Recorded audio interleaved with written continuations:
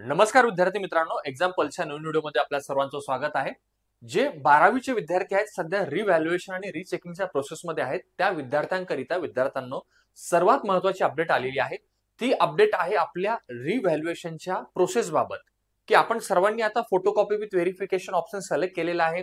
आपल्यापैकी बऱ्याच जणांनी आता फीस देखील पे केलेली आहे त्या व्हेरिफिकेशन करिता, पण त्या व्हेरिफिकेशनचा जो दुसरा टप्पा आहे जो की महत्त्वाचा आहे, याबाबत कुठलीही ठोस माहिती विद्यार्थ्यांकडे नव्हती। पण विद्यार्थ्यांनो, ही माहिती आपण या व्हिडिओच्या माध्यमातून तुम्हाला जाणून देणार आहोत, तर सर्वांनी हा व्हिडिओ शेवटपर्यंत बघा। एकदम महत्त्वाची अपडेट आहे। जसे की आपण सर्वांनी आता व्हेरिफिकेशन ऑफ एचएससी मार्क्ससाठी आपण अप्लाय केलेले आहात, पण त्यापुढे काय करायचं आहे किंवा एचएससी व्हेरिफिकेशन आपण केलेलं आहे, ईमेल आपल्याला किती दिवसात येणार आहे, ईमेल किंवा ज्या लोकांनी पोस्टाने आपली उत्तरपत्रिका मागवलेली आहे त्यांना किती दिवसात ती उत्तरपत्रिका प्राप्त होणार आहे आणि प्राप्त झाल्यानंतर पुढे काय, हा सर्व विद्यार्थ्यांच्या पुढे असलेला प्रश्न आहे।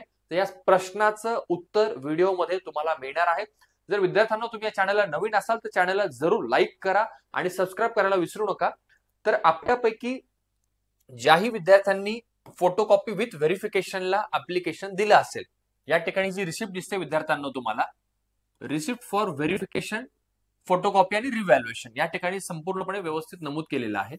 म्हणजे ही जी आता या ठिकाणी रिसिप्ट आहे, इथे ह्या विद्यार्थ्यांनी काय केलेलं आहे, या विद्यार्थ्याने मॅथमॅटिक्स, फिजिक्स, केमिस्ट्री आणि बायो म्हणजे एकूण 4 विषयांकरिता या विद्यार्थ्याने रिव्हॅल्युएशनचा जो ऍप्लिकेशन आहे तो त्यांनी त्या ठिकाणी सबमिट केलेला आहे। म्हणजे सर्वप्रथम काय होईल, या विद्यार्थ्याला आता डिजिटल स्वरूपामध्ये त्याची जी छायांकित प्रत आहे त्याच्या आन्सर कीची त्याला प्राप्त होईल। जसं मी कालच व्हिडिओमध्ये सांगितलेलं आहे की आपल्याला 4 पर्याय दिलेले आहेत की एकतर तुम्ही पोस्टाने तुमची आन्सर की मागवा म्हणजे छायांकित प्रत मागवा, किंवा ईमेल वरती मागवा, किंवा तुम्ही हँड टू हँड त्या ठिकाणी जाऊन घेऊ शकता, किंवा स्पीड पोस्ट, असे 4 ऑप्शन विद्यार्थ्यांना आपल्याला दिसत आहेत। याबाबत डिटेल व्हिडिओ ऑलरेडी मी काल घेतलेला आहे आपल्या या चॅनलवरती, तुम्ही तो जाऊन पुन्हा एकदा बघावा। आज आता महत्त्वाचा टप्पा आहे की यानंतर सर पुढे काय करायचं आहे आम्हाला। तर पुढे आपल्याला हे करायचं आहे विद्यार्थ्यांनो, जसं तुम्ही हा फॉर्मची फीस सबमिट कराल, तुम्हाला हे जे काही ट्रान्झॅक्शन आयडी आहे, तुमचा जो डेट आहे फॉर्म ऍप्लिकेशनचा, सर्व गोष्टी या ठिकाणी या रिसिप्ट मध्ये दिसणार आहेत। ही रिसिप्ट तुम्हाला प्राप्त झाल्यानंतर विद्यार्थ्यांनो साधारणतः 2 ते 3 दिवसांमध्ये तुम्हाला तुमच्या उत्तरपत्रिकेची फोटोकॉपी तुम्हाला डिजिटली प्राप्त होईल। पोस्टाच्या माध्यमातून साधारणतः तुम्हाला एक 4 ते 5 दिवसांचा किंवा 7 ते 8 दिवसांचा वेळ लागू शकतो विद्यार्थ्यांनो। तर माझी सर्वांना हीच त्या ठिकाणी विनंती असणार आहे की आपण आपली जी काही उत्तरपत्रिका आहे, फोटोकॉपी जी आहे ती तुम्ही डिजिटल स्वरूपात म्हणजे ईमेलच्या स्वरूपात मागवावी। आणि त्यानंतर एक्झॅक्ट पुढे काय करायचं आहे याबाबत जे सर्वात महत्त्वाचं अपडेट आहे विद्यार्थ्यांनो, जे तुम्हाला फक्त या चॅनलवरती बघायला मिळते, ते अपडेट आहे की ज्यावेळेस तुम्हाला फोटोकॉपी प्राप्त होणार आहे, तर फोटोकॉपी प्राप्त झाल्यानंतर विद्यार्थ्यांना आपल्याला कॉलेजला भेट द्यायची आहे।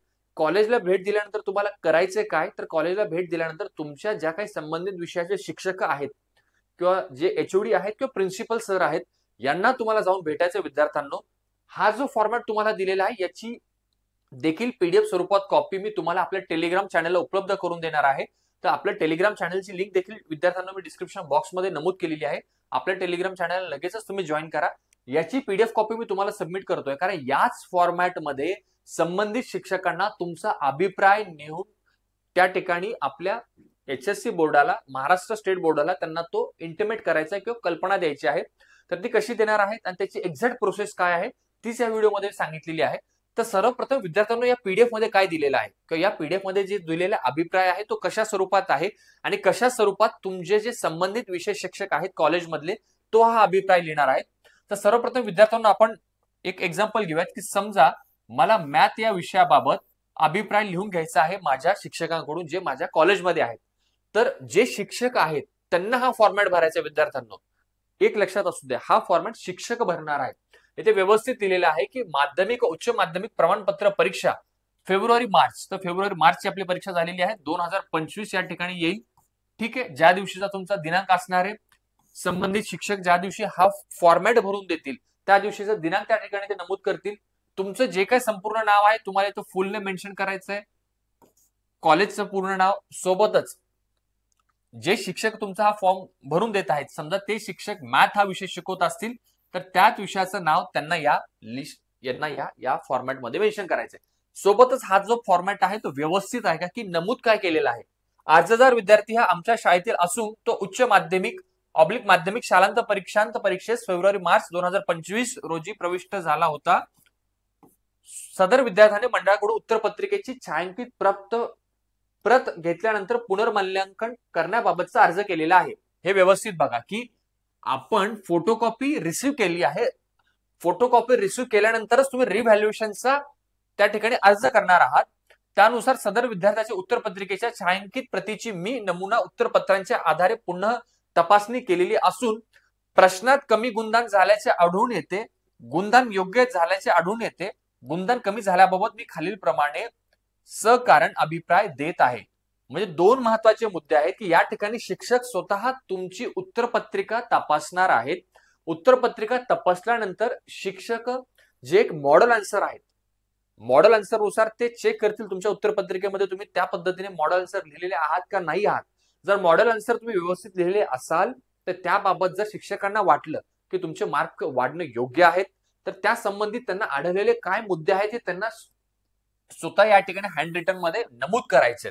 कारण हा जो अभिप्राय आहे हा अभिप्राय विद्यार्थ्यांनो महाराष्ट्र स्टेट बोर्डला त्या ठिकाणी सबमिट केला जाणार आहे आणि त्याच बेसिसवरती तुमचं रिव्हॅल्युएशन, रिचेकिंग किंवा तुमचे मार्क्स वाढणार आहेत का कमी होणार आहेत या दोन्ही गोष्टी त्या ठिकाणी नमूद केल्या जाणार आहेत. आता बऱ्याच विद्यार्थ्यांचा हा डाऊट आहे की सर मार्क्स वाढतात का कमी पण होतात. हे संपूर्ण डिपेंड करतं विद्यार्थ्यांना संबंधित विषय शिक्षकांवरती की विषय शिक्षक तुमचा जो पेपर चेक करतील मॉडेल आन्सर प्रमाणे.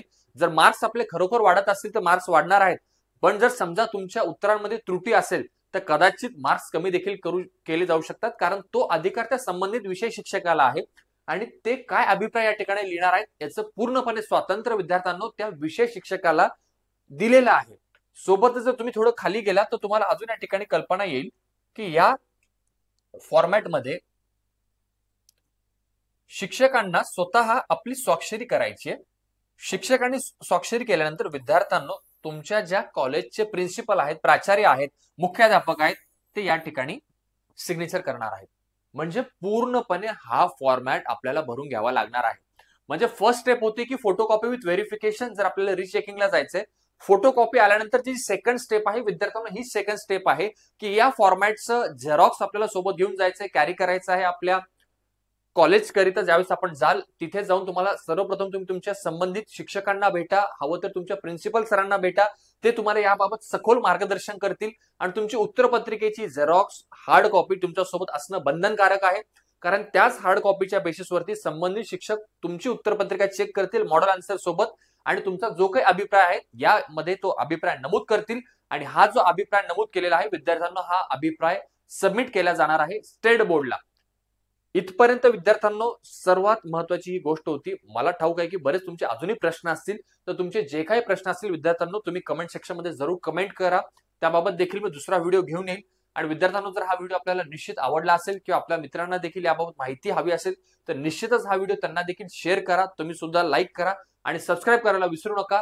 या चॅनलला जर नवीन असाल तर निश्चितच विद्यार्थ्यांना चॅनलचं टेलिग्राम देखील आहे ज्यावरती मी स्वतः रिअल टाइम अपडेट्स तुम्हाला पाठवत आहेत जेणेकरून हा पीडीएफ देखील तुम्हाला उपलब्ध होईल. तर विद्यार्थ्यांना आजच्या व्हिडिओमध्ये इथेच थांबूयात. धन्यवाद.